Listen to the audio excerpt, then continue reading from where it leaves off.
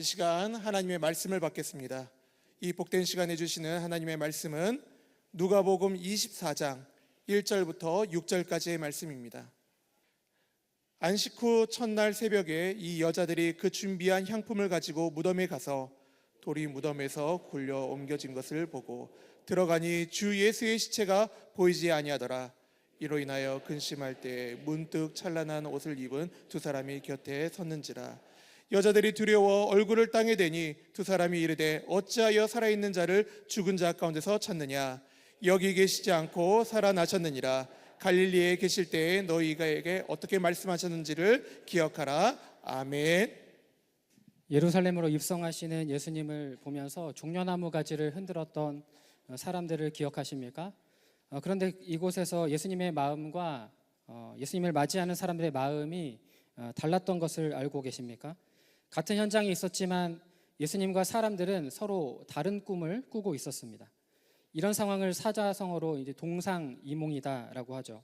동상이몽이라는 말은 같은 침상에서 다른 꿈을 꾼다는 의미죠. 지난 한 주간 고난 주간을 어떻게 보내셨나요?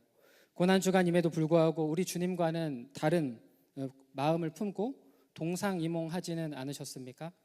아니면 고난당하신 우리 구주 예수님 그리스도와 마음을 같이 하는 이심전심 그런 시간이 혹시 되셨습니까? 사람들은 온갖 기적을 행하셨던 예수님을 바라보면서 정치적 메시아를 꿈꿨습니다. 로마의 압제로부터 해방의 꿈을 꾸었죠. 그들의 꿈은 눈을 보이는 것을 통해서 이룰 수 있다고 생각했던 꿈이었습니다.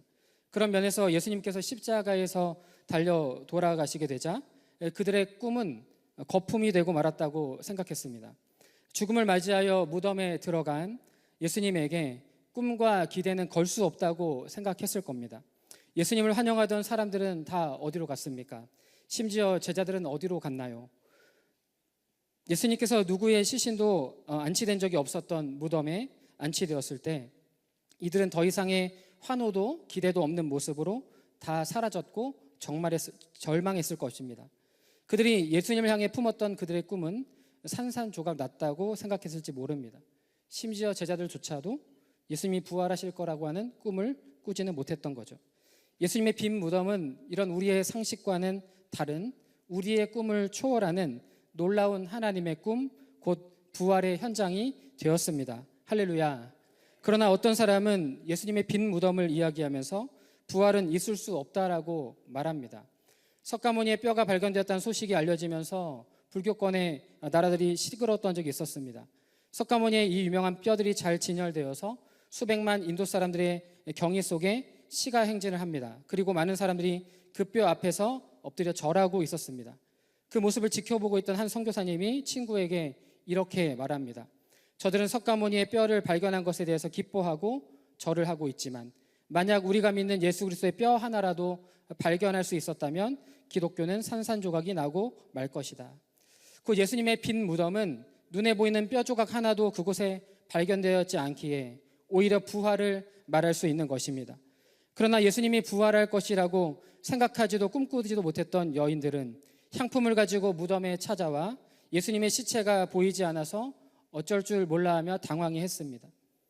그럼에도 불구하고 어리둥절해져 있는 여인들에게 천사는 예수님이 하셨던 말씀을 기억해보라고 말하죠. 사실 예수님께서는 여러 번 예수님의 죽으심과 부활에 대해서 이야기하곤 하셨습니다. 다만 사람들이 그 이야기를 귀에 염두에 두지 않고 살아왔던 것이죠. 여인들은 이 천사의 말을 듣고서야 비로소 까맣게 잊고 있었던 예수님의 말씀을 기억하고 돌아가 11사도와 모든 이들에게 자신이 보고 들은 예수님의 부활 소식을 전했습니다. 그런데 제자들의 반응이 어땠습니까? 11절 말씀입니다. 사도들은 그들의 말이 허탄한 듯이 들려 믿지 아니하나. 여기서 허탄하다는 것은 쓸데없는 이야기다, 허튼 소리를 의미한다고 합니다. 이처럼 당시의 여인의 증언은 사도들이 듣기에 비합리적이라고 받아들였을 뿐만 아니라 유대 사회 여성에 대한 편견 때문에 아마 가볍게 취급했을 것입니다. 무엇보다 많은 제자들조차도 예수님의 부활 소식을 믿기 어려웠던 모양이죠. 그러나 베드로는 여인의 말을 쉽게 넘기지 않았습니다. 그렇게 베드로는 무덤으로 달려가서 그 안을 들여다봅니다. 하지만 무덤 안에서 예수님의 시신은 발견하지 못한 채 스스로 이상하게 여기면서 집으로 돌아오죠. 요한복음 20장은 이 베드로가 결국 예수님의 죽으심과 부활을 알지 못했다라고 기록하기도 합니다. 그럼에도 오늘 본문에 베드로가 이상히 여겼다는 것은 빈 무덤이 베드로 자신에게 일으킨 질문이 있었다는 거죠. 이에 대해 성경학자들은 베드로가 빈 무덤을 마주한 후에 생긴 질문을 통해 믿음의 첫걸음을 내딛게 되었다고 여기기도 합니다. 이처럼 영광스러운 부활주일, 우리는 모두 예수님의 빈 무덤을 마주하고 있습니다. 아니, 아무 생각 없이 바라보았던 이 빈 무덤을 다시 우리는 바라보아야만 합니다. 그곳에서 천사를 통해 두 여인에게 주셨던 메시지가 있었죠. 살아있는 자를 어찌 죽은 자 가운데서 찾느냐? 여기 계시지 않고 살아나셨느니라. 하나님께서 빈 무덤에서 이 천사들에게 하신 이 예수님의 부활에 대한 증언은 누가복음 24장의 끝부분인 44절부터 49절에 있는 예수님 자신의 부활 증언으로 이어지게 되었습니다. 46절부터 48절 말씀을 우리 같이 한번 읽어볼까요?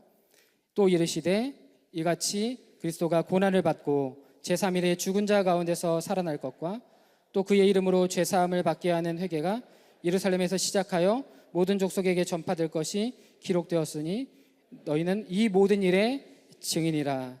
예수님의 이 부활 증언은 하나님의 꿈이 이제 어디를 향해 더 나아가는지를 분명하게 보여줍니다. 먼저는 제자들에게요, 그리고 믿음의 사람들인 우리를 향합니다. 예수님의 죽음과 부활을 통해 하나님이 하신 일에 대한 메시지, 곧 복음, 모든 족속에게 전함으로 제자 삼는 것이 바로 우리를 통해 이루시고자 하는 하나님의 꿈인 줄 믿습니다. 사랑하는 새로남의 교우 여러분, 우리는 모두 예수님의 빈 무덤을 마주한 예수님의 죽으심과 부활을 경험한 증인인 줄 믿습니다. 이제 말씀을 맺겠습니다. 하나님께서는 빈 무덤을 통해 우리 모두가 부활을 확신하는 사람들로 살아가기를 원하셨고 꿈꾸셨습니다. 더 나아가서 하나님의 은혜로 부활의 신앙을 소유한 우리가 이제는 부활의 증인으로 세상 가운데 예수님의 부활을 전하는 자들로, 그리고 복음을 전하는 자들로 세워지기를 꿈꾸고 계시는 줄 믿습니다. 사랑하는 여러분, 부활 사건은 교회가 만들어낸 것이 아닙니다. 오히려 교회가 이 부활 사건을 통해 세워지고 만들어졌습니다. 우리가 자주 불렀던 찬양 중에 원하고 바라고 기도합니다 라는 찬양의 가사를 보면 하나님의 꿈이 나의 비전이 되고 라는 가사가 나오죠. 여러분, 비전이 무엇입니까? 비전이 무엇일까 정의를 하다 보니까 비전 찬양, 오늘 또 특별히 칸타타이기 때문에 비전 찬양의 가사를 보시면 이런 가사가 나옵니다. 우리 보좌 앞에 모였네 함께 주를 찬양하며. 이게 바로 하나님의 꿈이고 하나님의 비전입니다. 하나님을 예배하는 공동체로 주님의 보좌 앞에 모이는 것이 하나님의 비전이고 하나님의 꿈입니다. 그러므로 빈 무덤을 마주한 우리가, 부활의 영광을 마주한 우리가 오늘 부활절을 보내면서 오늘만의 절기로 끝내버린다면 우리는 또 동상이몽의 삶을 살게 될 것입니다.